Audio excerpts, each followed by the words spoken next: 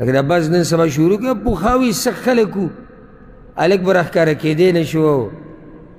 او مشرانو ته به چا غږ نه هغه خلک حیاناک وو هغه خلک حیاناک وو چې د مشرانو مخې ته به نشي راښکاره کېدی دا به حیاناک وو داسې بزدله نه و داسې قمقل نه و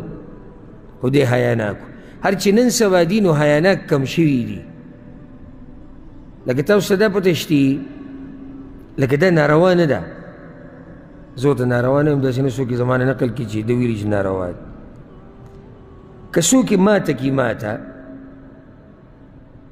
او زه هسې بالفرض که چېرته خپلې والدې سره الله دې وبخښي خو نه خو هسې بالفرض هغې سره زه خبرې کوم نو دا به ماته ګرانه وي او دا به هماله حیا راځي چې زه هغې ته بیا دا ویم چې دا ټلیفون پلانې له ورکړه هسې دا د حیا مسله زه دا نه یم چې دا کار ناروا دی ګوره بیا یې هم ویم خو لکه ماته به دا ګرانه وي چې زه هغې ته ویم چې دا ټلیفون پلانې له ورکړه دا مور وایي داسې زما نه پیدا دی او ماته داسې په اسانه وایي هغه پلانې له ورکړه دا د حیا او د ادب او د احترام مسلې دي لکه خلک وایي څه جاهلان وو ښځې ته به د مور په مخ کې چا د اوبو نشي ویلی نه دا جهل نه و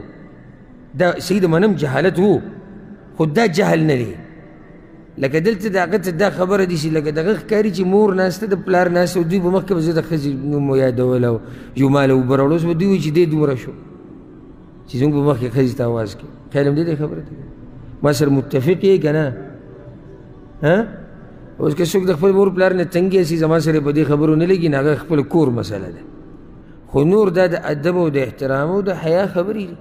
واده به هلک وکړو دوه درې ورځې به کور ته نه راتو د څه د لاسه به نه راتو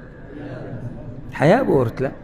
چې زه به اوس کور ته ننوځم او مشران به ناسي او زه به کمرې ته ننوځم بلکې دې کمرې ته به هم په هغه وختونو کې ورننوتو او په هغه وختونو کې به ترې راوتو چې څوک به نه وو حیا نه ډک ژوند یعنې په تیاره کې ورننوځه او بیا د رڼا لګېدو نه مخکې مخکې راوځه څوک خبر نه شي نو دا د حیا په درجه کې به زموږ د مشرانو دا کار کوو او اوس نن سبا خو داسې داسې قیسې راوتې دي چې سړی حیران شي د مور په مخ کې چې به د ښځې سره کم ګپ لګوي او د پلار په مخ کې به ناسې د ښځې سره به ګپ لګوي او د مینې محبت خبرې او یعنې سړی وایي چې دا سړی حیا کم ځای ختمه شوې نو الله دې موږ کې حیا پیدا کړي دا ډېر اوچت صفت دی ډېر اعلی ترین صفت دی چې چا کې